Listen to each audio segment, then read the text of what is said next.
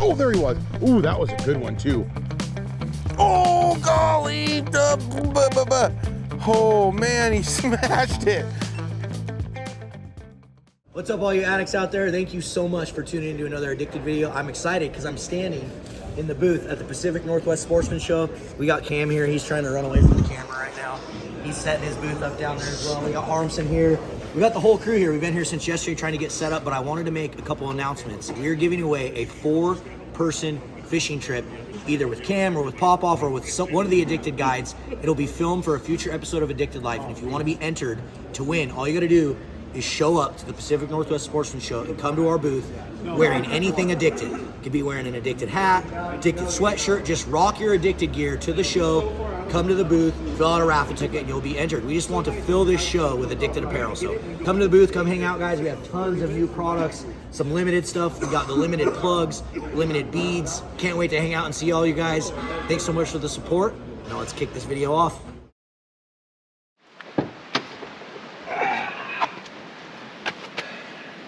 Glorious day.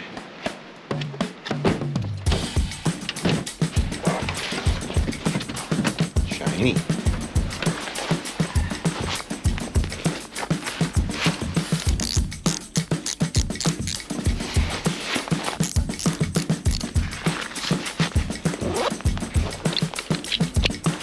Just goofing. New boot goofing.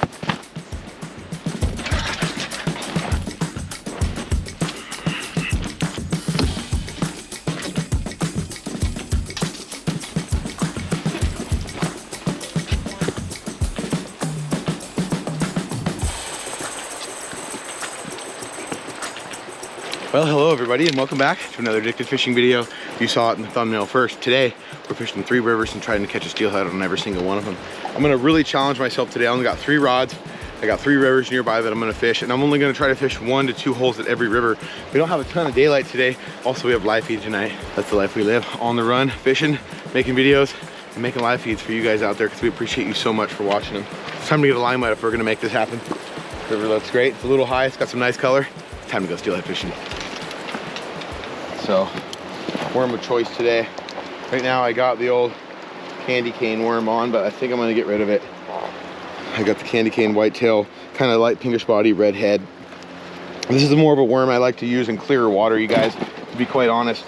And it's kind of seems silly because I'm not gonna change the color too much, but I am gonna go to the red fever on a little bit bigger jig head, on the mustad jig head. But I'm gonna go with black. That black shows up really, really well in a dirty water situation like we have here today. It's a big, bold presentation. Basically, it gives off a lot of profile because it is that dark color, that dark black color. So, and then red fever with the white tail seems to always do really good when the water's dirty like this. It also helps a lot, as you would have guessed, winter chrome blend. I use this stuff so much, the wrapper and the little label is worn off, but I'm gonna be really, really soaking this bait.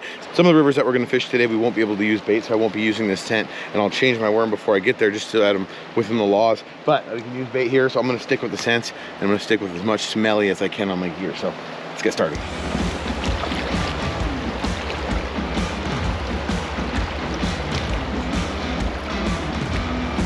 The one thing that can be crucial on a day like today, guys, with that high water. Oh, wow. Got me. One thing I was gonna say is, before I totally got freaked out, there's one thing that's gonna be crucial today. The water in the camera, I can see in the camera here, looks fantastic. There's only about 2 foot of it, but what's gonna be imperative because it's high with a lot of volume is fishing close to the bank.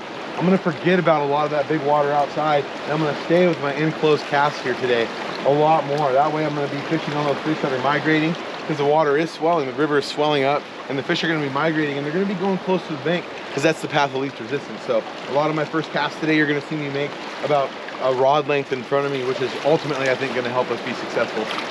Come on, baby. I really thought that was a fish. That freaked me. Oh. Nope. Woo! 2 sykes in a row.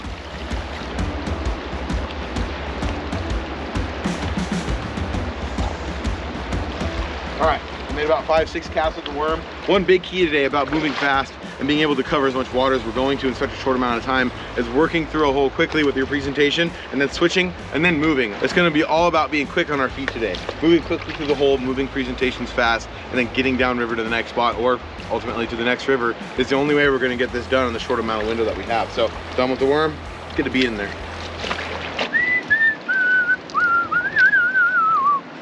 I love you, love you, love you, love you.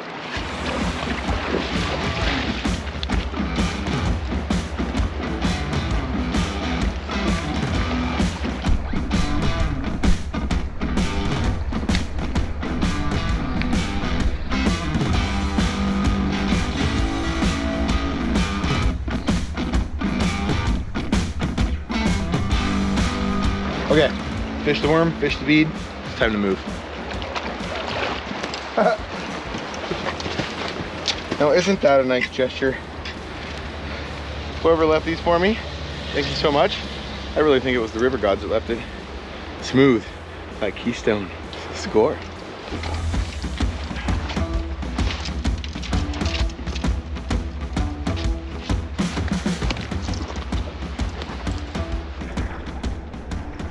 Okay, this is really showing how close we're fishing to the bank here, guys.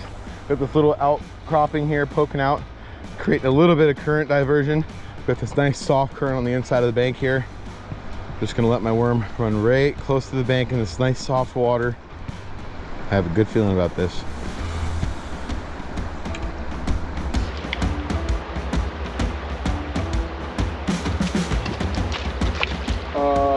What was that? That was totally a fish.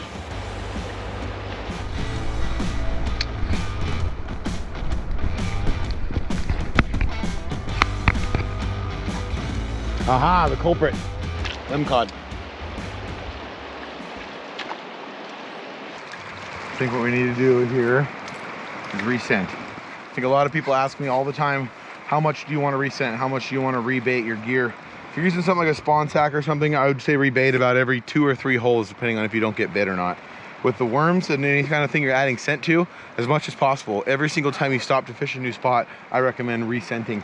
I go through quite a few of these bottles during the season just because I want to be effective at, and you'll notice this super gel sticks to these worms awfully good, but as you're reeling back in, especially if you're reeling in a distance, just that abrasion from the water and the silt and everything that's in the water against the worm will take that scent right off of there. So it's good to just rebait about every single time you stop to fish a new spot. Come on, that is fishy. Right there, right there. Oh, what was that? Just got a little wackerdoodle. Got a wackerdoodle. Just went a little bit deeper there, you guys. You can see I only went about another inch or so. That's pretty crucial too. If you're changing your depths, don't go major, go about bobber length. So I went about 4 to 6 inches on that last one. Mainly you don't want to do that because you want to be able to check if it was bottom. Maybe it was just that jig touching a rock, so I'm only going to move it enough to maybe snag that rock, not so much get snagged up here. That way I can fish through this whole area and kind of use my radar to see if that was a fish that bit or not.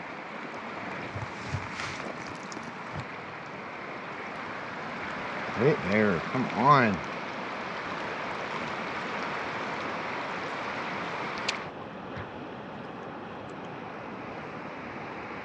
You think there's fish? You taste them? Me too. Come on, baby, I can feel you there. I can feel you there, Steelies. I know you're there. I know you want me. I know you want me. So bite my wormy. Ooh. Okay, I did my close, middle, far, guys. Fish that far side. I think it's time we change tactics. I think it's time we change tactics again. How can I talk? I think it's time we change I think it's time we change tactics again. I can't say that. That's really hard to say. Really hard. Tactics again. All right. So I think the problem is we don't have enough stink. Normally, I'd like to stray away from bait, especially if we're fishing for any kind of wild steelhead. It sometimes can be ethical to not be throwing bait, or there's places where there's just wild steelhead that you can't even use bait, like we talked about earlier. But today, with the watercolor, the temperature, the water height, everything, something's screaming at me to fish a jig. And not only just a jig, I think I'm gonna go with something on the pinker side. Like that right there. That's a good jig, pink and white. Tie that bad boy on there. Okay. And it's really important on a day like today to not have too long of a leader. You can see here today I'm only using about 2 foot a leader. You can even go a little bit shorter than that if you want on a high water day like this, because you want your jig to be down, and what's going to make it get down there is by having those split shots closer to the bottom. So sometimes even a foot long, 18-inch long leader will work perfectly, but today I'm running about a 2 footer. That jig looks perfect, got a lot of body. Doesn't really even need a trim, but you can give it a little trim if you want. But the secret, pocket prawn. No, little, this isn't for you. This isn't your pocket prawn. It's not your pocket prawn. Still a little frozen. This stuff's really nice. You can just buy a bag of it at Walmart, wherever you have closest to you. It's just your typical prawn. Nice shrimp meat, a little bit frozen still. But I'm gonna add that right to the end of my jig. And that is gonna be the making factor of catching a fish today. You can see how that fibers and those materials are gonna go right around that jig, kind of hide it in there, but you're gonna have a really, really great amount of scent. Let's get that in the water. No more talking.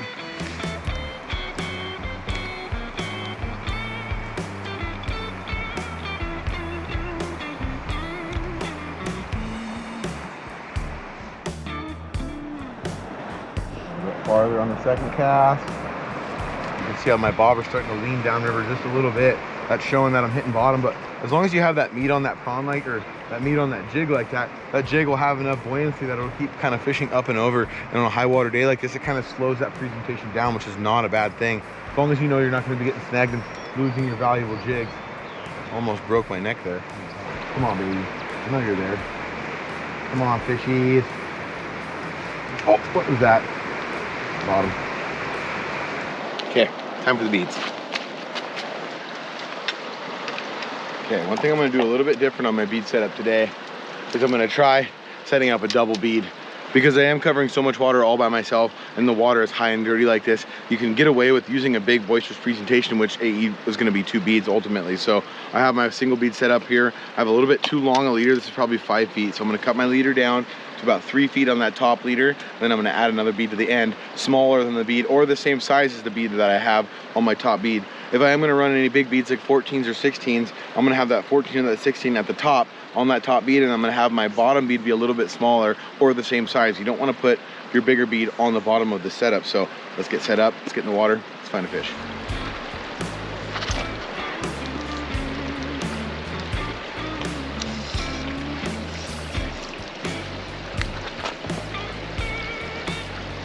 Gonna tie that just to the back end of the bend of the hook right there, right on the hook shank. Normal fisherman's knot. I'm gonna tie right to that bottom, trim that, and here's my bottom leader. I'm gonna add my second bead too. Okay, so our top bead is orange, and we're gonna make our bottom bead pink. I'm using 2 12mm beads, but you can see the difference in those 2 beads.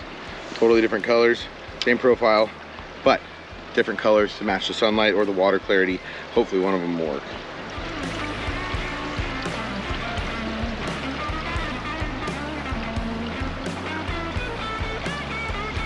Take my bead about 3 or 4 inches above with my toothpick. Got my top bead, split shot in the middle. We're ready to fish. A little bit of Procure anise on there.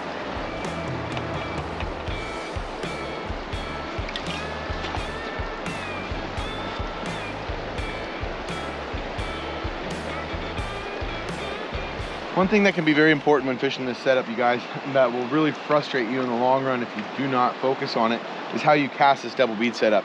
It's not a setup that you can just throw out in the middle of the river and let flop upon itself, and it's not going to get tangled.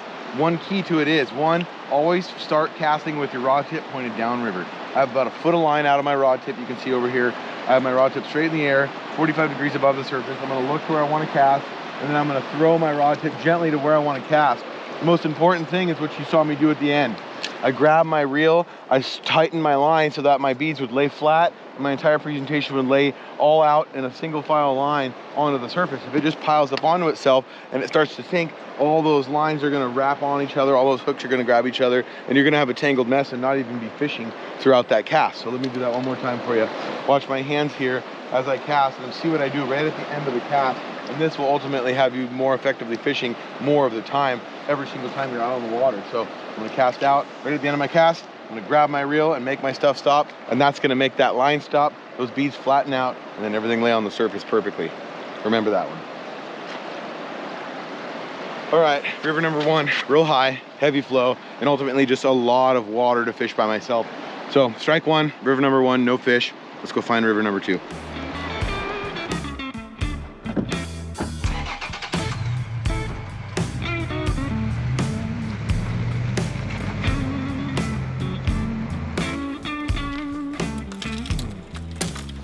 All right, time for river number 2. Let's do it.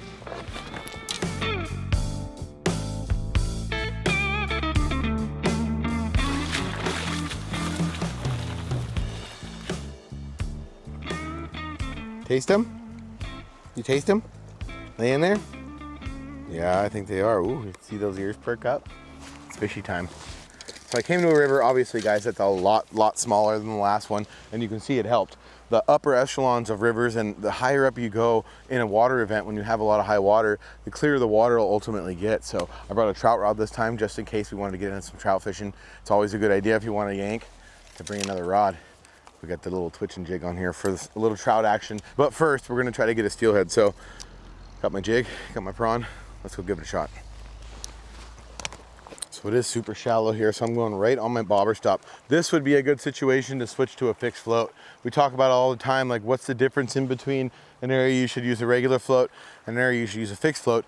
And this is the kind of river that, on the size of river that you want to switch over your presentation like that usually, but today we have a pretty good water flow, so I'm gonna go with this at first to see if it matters at all. We might just catch a fish no matter what kind of float we have. But if I start to see there's fish around and I start seeing them move around and jump and stuff and I'm not getting bit, I might switch over to that fixed float to be a little more stealthy in my presentation, so.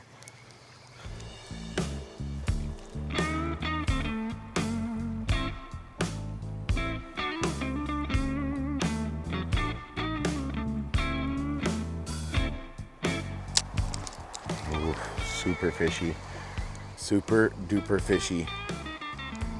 Okay, I fished a jig at the top of this run, but I can't help myself.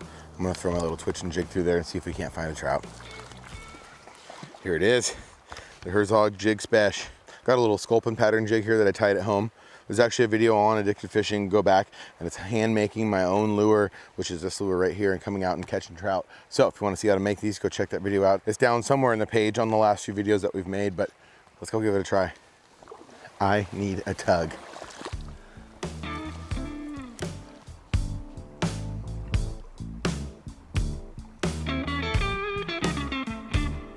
All right, so we're gonna work this hole from top to bottom. You can see I didn't really let my cast go too far. This is where a hero drift can really kill you, by letting your stuff go too far down. Same with the little trout jig. I only casted within about a 30-foot radius. So we've got another good spot we can fish from the bank right here. Let's grab our stuff and head down.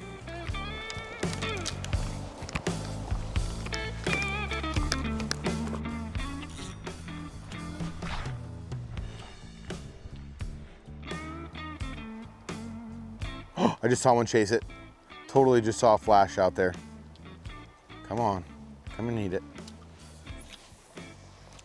So this is a method that I've always wanted to catch a steelhead on. I've hooked one summer steelhead in my life on a twitching jig, but using these little sculpin patterns like this for these cutthroat is also a really good way to bycatch a steelhead on one of the funnest methods possible. These little sculpins live in basically every body of water in the Northwest, or in the world almost. And really they look like a little mini freshwater lingcod. They got a big fat head, some people call them bullheads, real skinny body, kind of like this jig here. So I'm really hoping we twitch up a steelhead. It's kind of a fun method, something new, something to keep you in the game.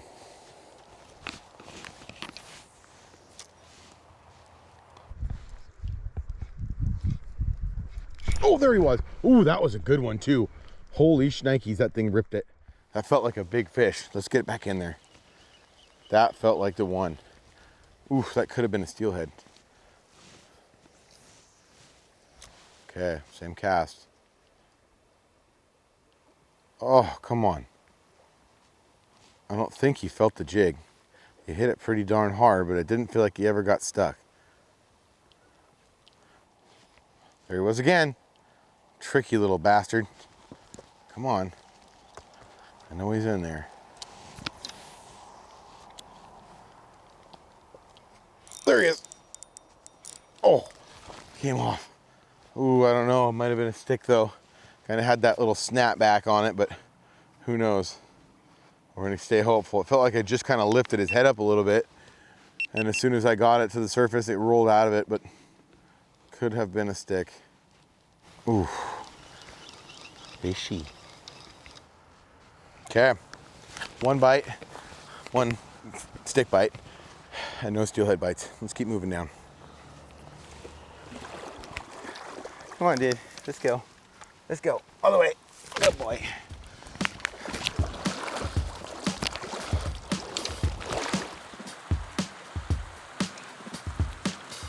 All right, made it to the glory hole.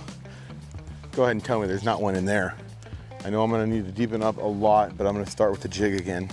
Started my stuff about 6 feet deep. Come on, I'm feeling lucky. Right there. Oh, yep. Come on, there's gotta be a steely hiding in this. I'm gonna ride this out. I'm gonna ride this eddy out. We're doing a little eddy ride. This is not a bad idea, especially in high water situations. You can tell even this little creek is pretty well swollen, even though we're this far up it. So using those eddy lines and doing these little circular patterns and stuff and just fishing the most tolerable water for those fish ultimately will make you catch more fish. I hope it pays off today. It's been a tough bite so far, surprisingly enough, but I'm sticking to my guns. I'm not accrediting us not catching fish to what we're using, and more so the fish aren't there and willing to bite. We've done a lot of switching around today. We've fished multiple methods. Switched our gear, switched rivers even. Some days the fish just aren't biting, but we still have a whole nother river to go, and ultimately one of the better rivers. I just got off the phone with my man Marlon, and he might be showing up later in the episode, so let's see if we can actually pull this off. We can actually fish 3 rivers in one day and catch 1 steelhead. What was that? Looked like a little munchification. Oh, that did look very munchificationable. Okay, let's go across here.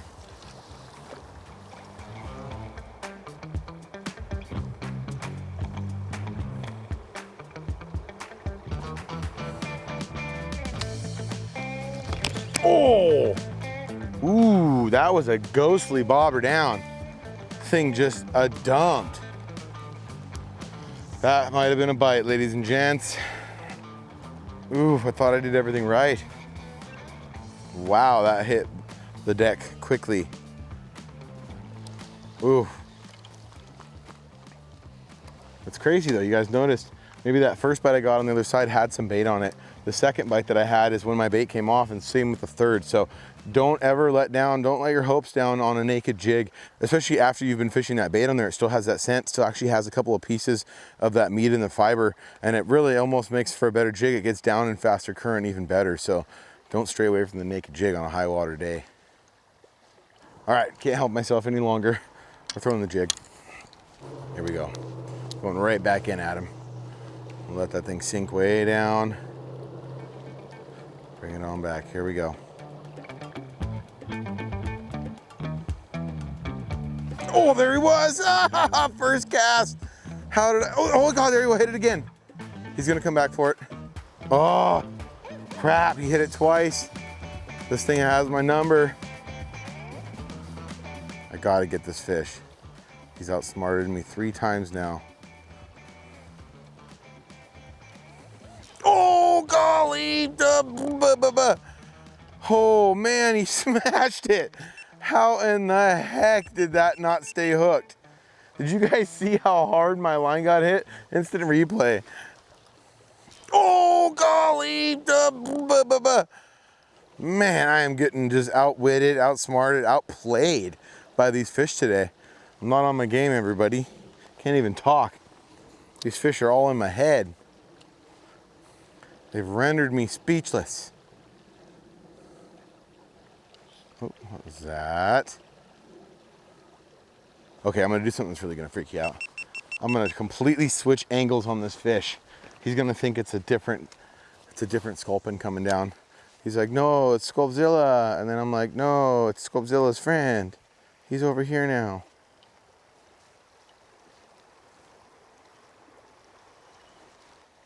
There he is. Got him. Oh, got him. No, just kidding. Got it.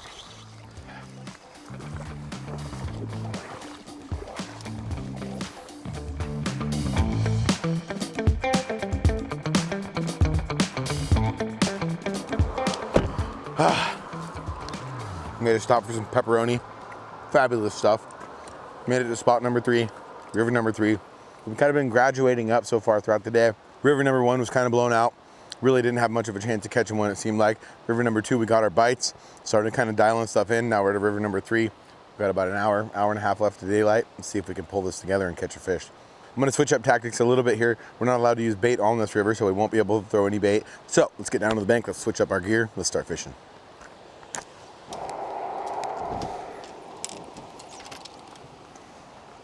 All right, so with the watercolor that we have, I'm going back to Red Fever. Oops, dropped it. This just looks perfect. I say this all the time. Let the river and let the sky and let the conditions tell you which setup to use. Of course, we're going away from the pink jig now because we don't need that big, vibrant color. So I'm going with a little more translucent red color, sticking with that white tail. This feels good. The witching hour is upon us. It's time to catch fish.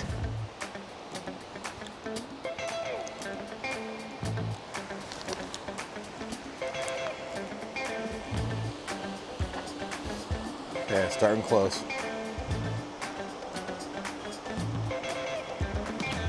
It really is amazing to me, and I think that's the most fun part about winter steelhead fishing, how much conditions can change throughout the day. You go out, hit the first river, especially when you're bouncing around like we have been today. You hit the first river, you think it's blown out, you think the day's ruined. You try a different spot, completely different conditions. And really, in perspective, we're fishing all rivers that are coming off the same hillsides. Simply just the direction that some of these hillsides point, some may face the sun, some may not, it dictates what color the water is. And we started blown out, we went to something that was a little bit lower, a little bit smaller, and now I think we found the baby bear's porridge, because this is perfect. It looks so good. Who's this? Damn, it looks good. Right there. Right there. Right there. Dang it. Okay, we're gonna stick with our methods. Switch to the bead.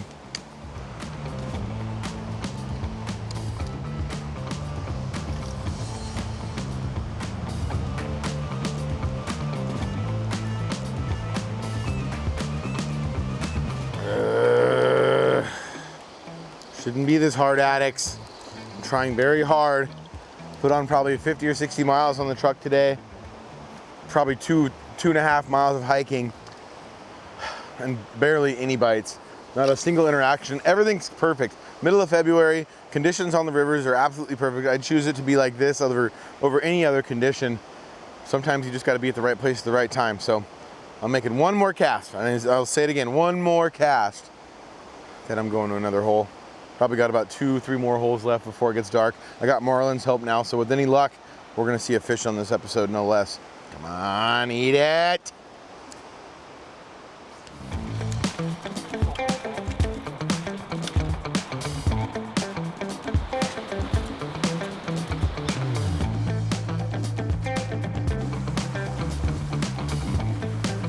All right, the witching hour is definitely upon us. It's so cool seeing how the conditions have changed throughout the day with every place that we've gone. And now I think we've finally found the cream of the crop. The cream will always rise to the top. Oh, come on. If we don't pull this out, you guys, this will be the first episode of the year where Jordan got skunked. This actually will be the first day of the year that I got skunked. I've been very fortunate this year. Haven't been really catching a ton of steelhead, but I've been lucky enough to catch one every day I've gone. And so today, we can't let that happen. We will not admit to defeat on these fish today.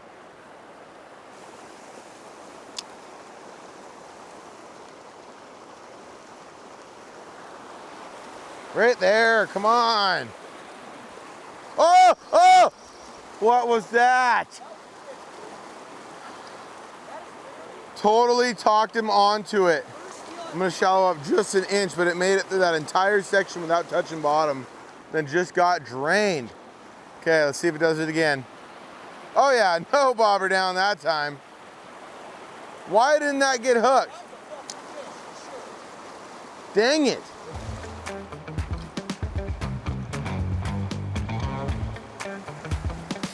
Okay, the official last hurrah, everybody. Fingers crossed. Nobody breathe. Everybody hold your breath for this whole cast.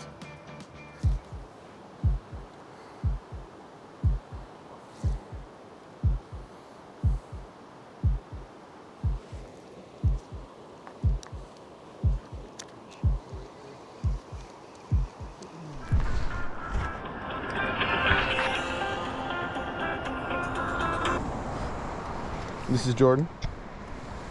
Hey, how's it going? What's going on? Hey, have you been catching any steelhead lately? I have. Today I didn't catch a single one, actually. Oh, darn. So, how do you like the addicted life? Oh, I love it. Yeah. It's fantastic. You guys really do put out some good content. I appreciate it, buddy. Where Yeah. do you live? I live in Oregon, Nice. Douglas County. Sweet. I need to get down there soon. Some Yeah. good fishing down there. Yeah, I'd come see you guys if you come down. Yeah, definitely. We're going to be at the Sportsman show too if you make it up to that. Alright. All right, brother. Well, you have a good day. Thanks for the call. Yeah, you too. Bye. Bye. Do you get a lot of those? Sometimes. He was a nice little guy from Douglas County, Oregon. Good talking to you, fella. Last chance, everybody. Last hurrah. I'm going with my old faithful. Dude, go down right here. Spinner rock. Spinner rock.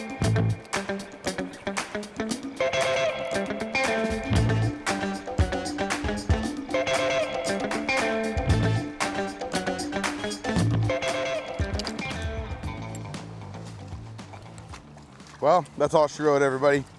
What a struggle of a day. But it goes to show that we're all human, and sometimes, even with perfect conditions, you don't find a fish.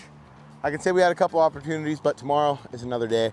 We're actually heading out again to talk about Stay Fishy Adventures tonight. We're gonna do some prepping after live feed, and we're gonna head out in the morning to try to catch a fish for 2 whole days on the hardest method possible, and that is the spay rod. So be on the lookout for that episode. It's gonna be a really cool one. We're gonna be doing some camping, some rafting, and hopefully catching some giant steelhead on the fly rod. Thank you all so much for being along here today and sticking with me through my first fishless day of the year.